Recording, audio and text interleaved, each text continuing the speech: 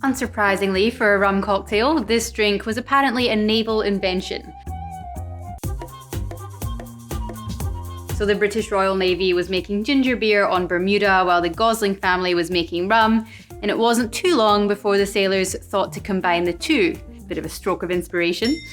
So this drink is really at the mercy of your ginger beer, and at its best it's really spicy and zingy and refreshing. So simple to make. Gosling's Black Seal rum is actually trademarked the Dark and Stormy, so it's definitely the go-to here.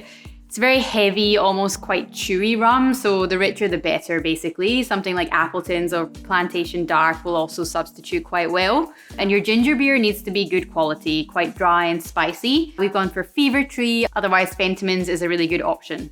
So first we need our garnish and some freshly squeezed lime juice. So the easiest way to do it is just to half your lime in the middle and then just take a couple of thin slices off this one.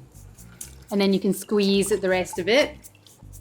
So this one's super easy, especially for doing at home, because you can just build it all right in the glass. Just a regular highball glass is fine. I just decided to go for something a little bit fancy, basically, because I haven't had a chance to use these glasses yet. So you want 60 mils of Goslings. You can obviously cut this down. When people ask for a Dark and Stormy in the bar, I'll usually ask if they want a full double shot cocktail Dark and Stormy or just a rum and ginger beer, basically, with some lime. Because sometimes people don't expect a full double shot or also don't expect to have to pay $20 for it. Just depends how much booze you want to taste. 30 mils of freshly squeezed lime juice. Again, that's definitely one that you can amend. If you prefer things a little bit sweeter, then just do less lime juice, especially if you're only doing maybe 30 mils of your rum, then you might just want to do 15 of lime. It's totally up to you. Then your good quality ginger beer.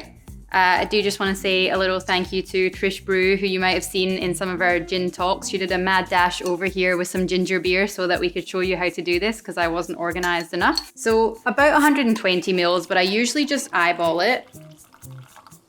So you want it to be just over halfway. You kind of tend to get to know your own glassware. This one, because obviously it's tapered, it looks like a little bit over halfway, but it's actually a little bit less because obviously the top's bigger. And you can always add in more to begin with. You just don't want to have too much in there. So just do it like this, and that way it all gets nice and mixed in the glass without you having to kind of mess about with it once the ice is in. Some people do like to just do the lime and the ginger beer, add the ice, and then do the rum as like a float on top. And it does look quite cool, but I just think it's a little bit harder to drink. You kind of don't want to get a whole shot of rum at the end when you're drinking it. So I do prefer that everything's nicely mixed in. And then I do the little dashes of Angostura on top for that fun kind of darker top down into something lighter at the bottom.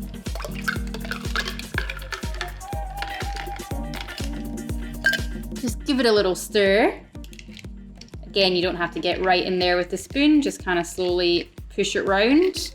And at this point, you can see if you need to add any more ice or ginger beer. I think we're probably all good for ginger beer, but I might try and cram in a little more ice because you know that I always say more is better. And then just take your lime wheel, pop it in the side, give it a little push down with your bar spoon, and another one on the other side. And then a last one just to kind of balance on the top here. And then to finish off, just a couple of dashes of Angostura on top. Absolutely not necessary, it's not in the classic one, although I do think that probably the sailors would have benefited from all of the herbs and barks in here. I just think it looks quite pretty, so if you just do a couple of short, sharp dashes on the top there, and you get the nice contrasting little rim of bitters on top. Give it a little taste. Very spicy and refreshing. And then pop a little straw in there, and there you have it. Dark and Stormy. So now you know. I should probably have a taste of this.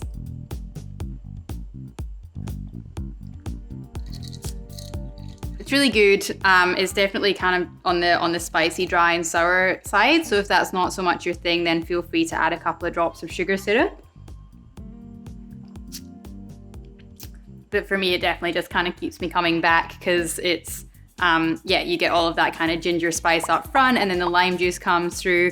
It's actually kind of surprising how the rum does just meld quite nicely. Maybe Goslings had it right when they said that it should only be made with Goslings, but it definitely doesn't stick out. Everything just kind of is won in this really lovely and refreshing highball. Fun to play with your little lime slices in there too. Zingy.